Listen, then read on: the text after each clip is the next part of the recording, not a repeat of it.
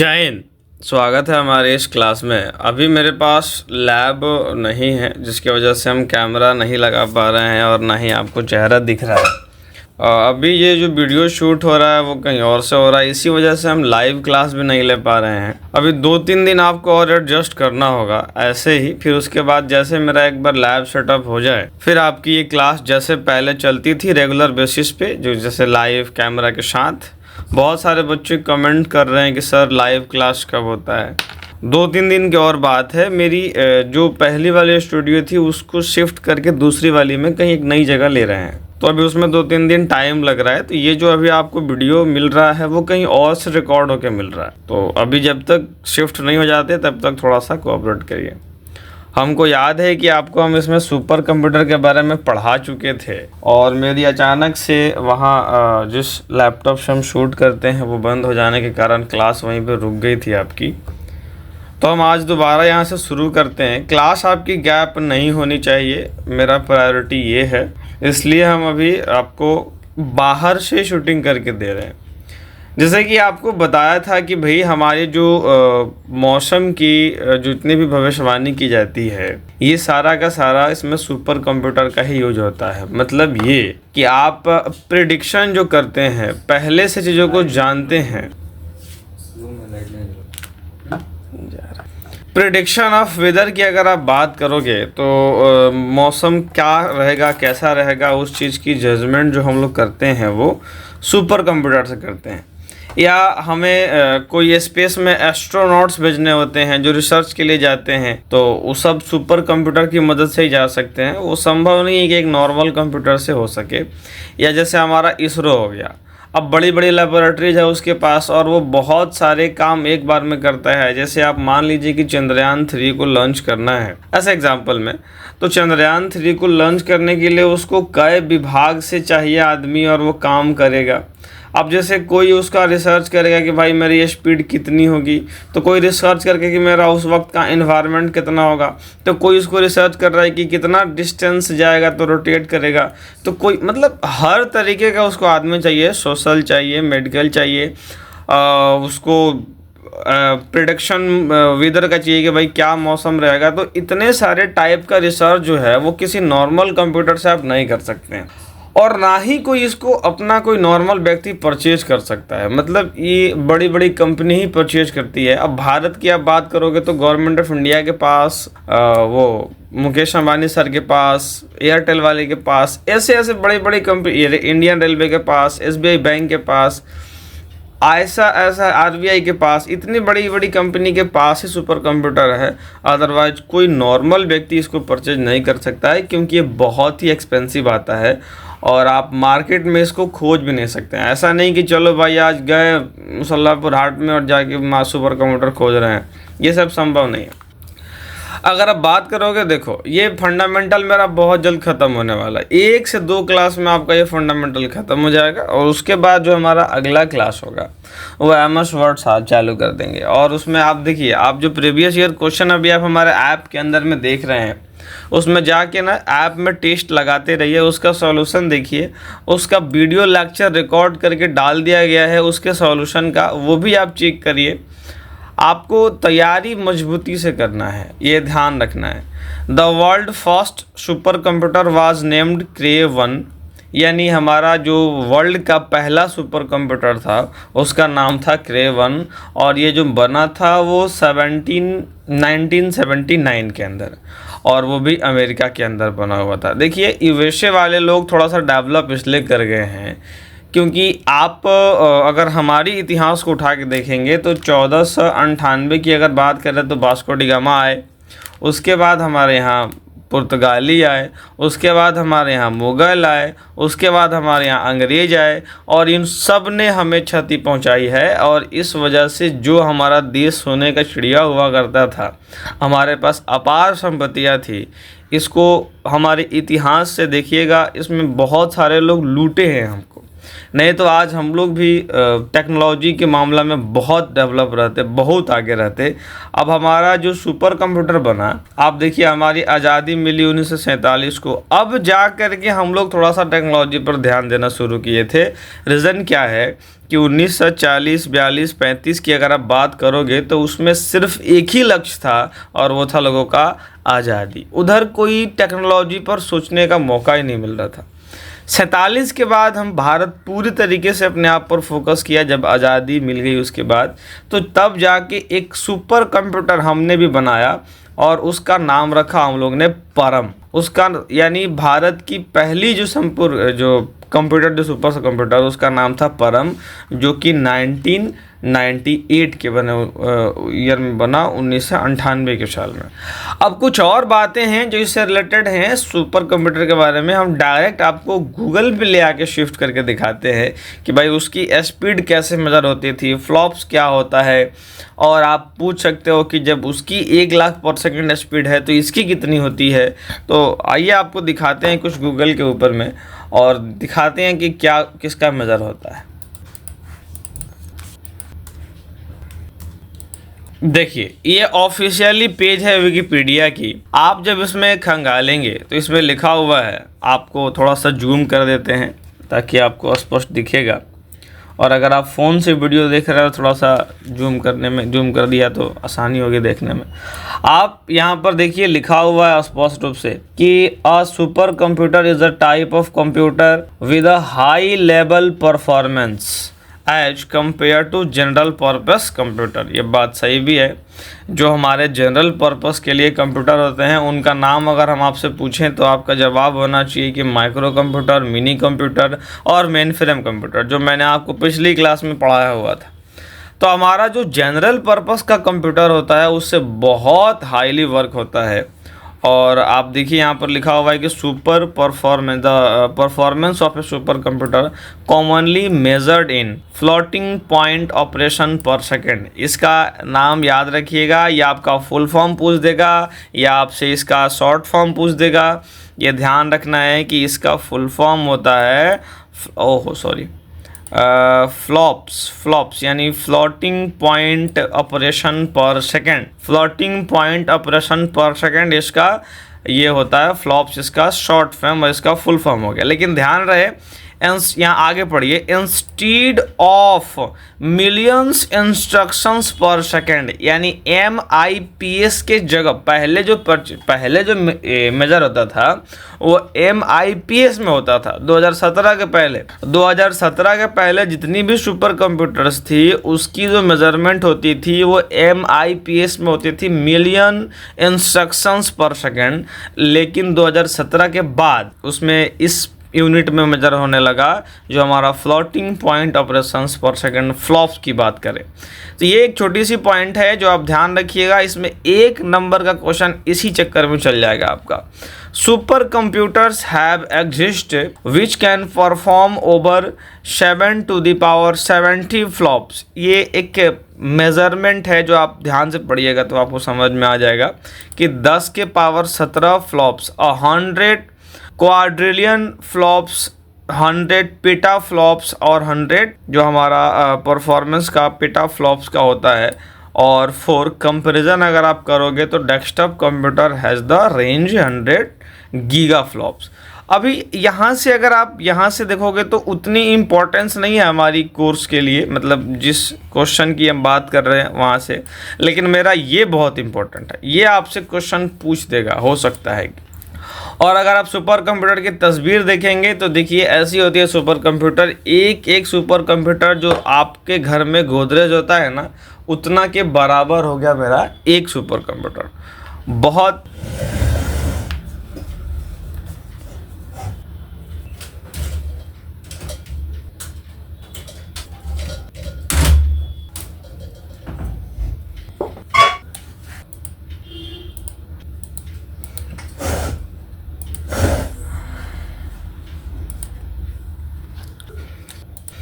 जो आप गोदरेज देखते हो उतनी बड़ी होती है इसकी एक CPU, और इसको एक अकेला आदमी नहीं चला सकता है। आप जैसे रेलवे को एक आदमी नहीं चला सकता है। अगर आप ट्रेन देखिए, बाइक और रेलवे में क्या अंतर है? बाइक में ये अंतर है कि आप अकेले चलाइए और एक उसको टास्क दीजिए। वही अगर बात करें कार की, तो कार में क्या डिफरेंस है भाई? तो कार में है कि आप अकेले चला सकते हैं और चार चार को टास्क दे सकते हैं। बस में डिफरेंस क्या है कि अब आप उसको अकेले नहीं चला सकते, कम से कम 2 आदमी चाहिए चलाने के लिए, और उसके आप अंदर में ढेर सारा टास्क दे सकते हैं। और वही बात अगर हम रेलवे की करें, ट्रेन की करें, तो ट्रेन की टास्क होती ये है कि उसमें हज़ारों लोग एक साथ चढ़ सकते हैं, लेकिन उसके चलाने के लिए सैकड़ों लोगों की ज़रूरत होती है। तो टास्क के हिसाब से वर्किंग पावर लगती है उसमें, और सुपर के पास इतना ज़्यादा टास्क होता है, आप एक साथ इसका इकोनॉमिकल, इसका ज्योग्राफिकल, इसका हिस्टोरिकल, इसका पॉलिटिकल, हर तरीके से उपयोग कर सकते हैं आप, इतना इसमें पावर होता है। आप बहुत सारे ऐसे रिसर्चर्स हैं जो इसका उपयोग कर करके ही रिसर्च करते हैं। अगर आप ये न रहे तो फिर रिसर्च करना बहुत मुश्किल हो जाएगा, क्योंकि किसी को अगर स्पेस में जाना है तो उसको पता होना चाहिए कि आज से 6 महीने के बाद मौसम कैसा होगा, किस जगह से हम उड़ान भरेंगे, कहाँ पर उतरेंगे जा कर के, कौन सा स्पेस में रहेंगे, वहाँ की इन्वायरमेंट क्या होगी, कैसे हम जाके वहाँ सरवाइव करेंगे। ये सारा जो जजमेंट करता है मेरा सुपर कंप्यूटर ही करता है। अगर ये ना रहे तो हमारी ग्रोथ तो रुक ही जाएगी, साथ साथ मेरा सब कुछ डिस्ट्रॉय हो जाएगा। तो कुल मिलाकर के एक ही शब्द में समझिए कि सुपर कंप्यूटर हमारा बहुत इम्पोर्टेंस है। अब फंडामेंटल हमारी जो ख़त्म हो गई, इसके अंदर में कुछ ही पार्ट्स और बचे हुए हैं, जैसे प्रिंटर है, स्कैनर है। तो आप तो ये खुद से भी पढ़ लेना, क्योंकि इसमें कुछ है ही नहीं। आपको हम मोटा मोटी बता के जा रहे हैं कि माइक्रो कंप्यूटर, सॉरी, कंप्यूटर के बारे में तो आधार के बता ही दिया, कुछ प्रिंटर के बारे में आपको बताते हैं।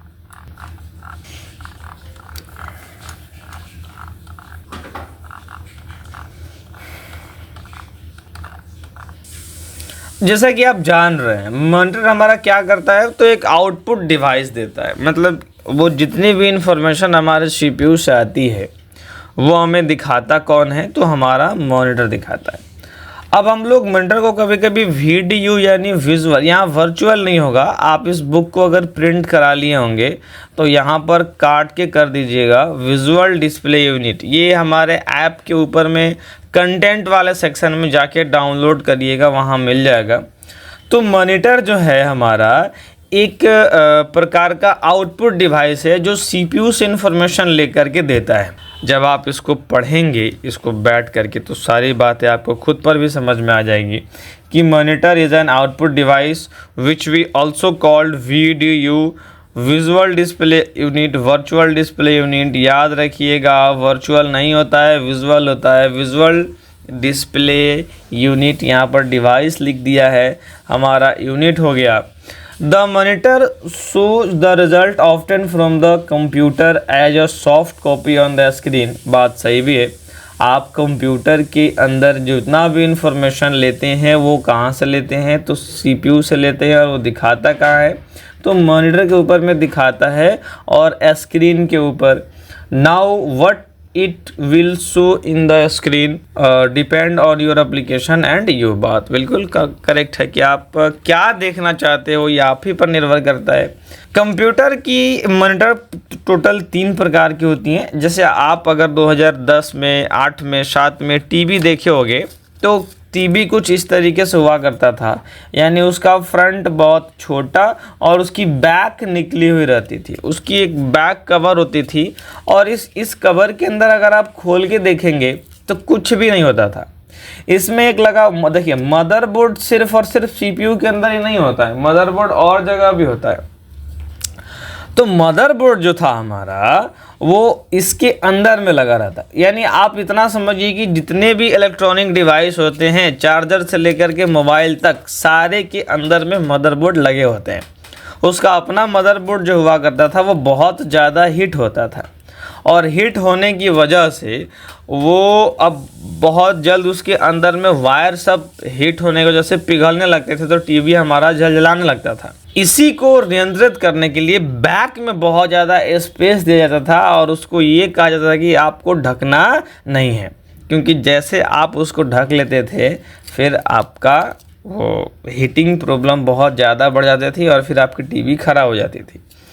लेकिन जैसे ही टेक्नोलॉजी बूस्ट हुआ, एलसीडी आया, एलईडी आया, और एलसीडी एलईडी अभी तक का सबसे बेस्ट तरीका है अभी तक जो लोग यूज कर रहे हैं। हमारे भी अगर आप क्लास की बात करोगे तो जिसमें हम लोग लैब है हमारी, उसमें यही डिवाइसेस लगे हुए हैं।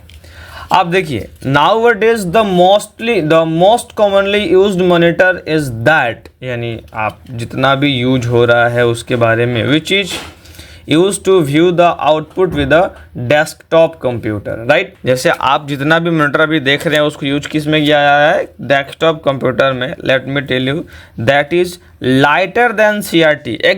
एकदम सही बात है। जो हमारा सीआरटी होता था, जिसको हम लोग कैथोड रे ट्यूब बोलते थे, यानी वो पुराना डिवाइस जिसके अंदर में हम लोग बैक जिसका बहुत निकला हुआ होता था, और उसके बाद हमारा जब एलसीडी आया तो बहुत। अब देखिए एलसीडी वर्क कैसे करता है उसके बारे में बताते हैं।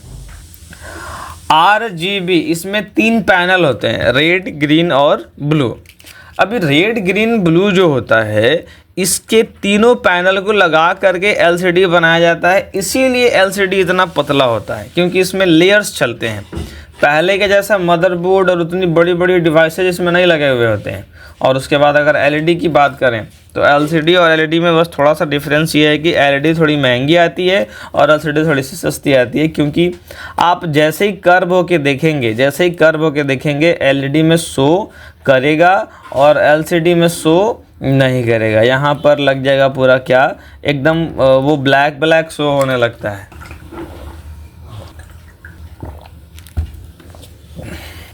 तो आप इसको अपने से डाउनलोड करके ज़रूर पढ़िए। बस बहुत छोटा छोटा पॉइंट है जो आप देख सकते हैं, फुल फॉर्म वगैरह काम आएंगे। स्कैनर क्या है इसके बारे में समझाइए भाई।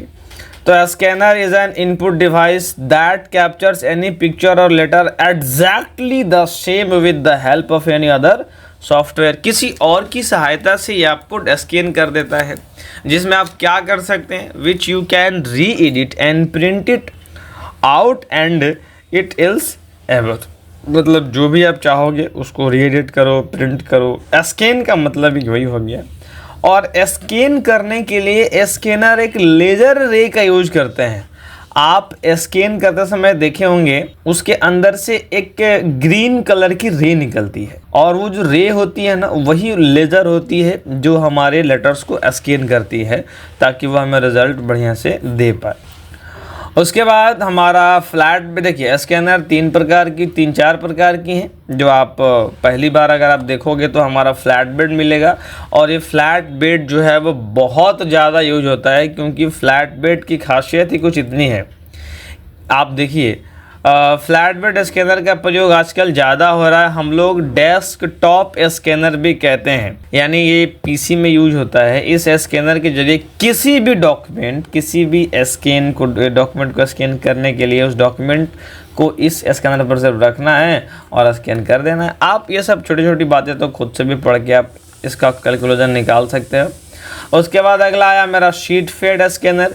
ये भी फ्लैट बेड स्कैनर की तरह होता है, मगर इसके अंदर किसी भी डॉक्यूमेंट को डालना होता है, और ये स्कैनर उस डॉक्यूमेंट को धीरे धीरे अंदर की ओर खींचता है और वो डॉक्यूमेंट धीरे धीरे स्कैन हो जाता है। इसमें ना रोटेशन लगा हुआ रहता है। ये सब प्रैक्टिकल चीज़ें आप जीवन में देख भी रहे होंगे। बस इसका नाम, इसका टाइप वो ध्यान रखना है, जो कि हमारे एग्जाम्स में पूछता है।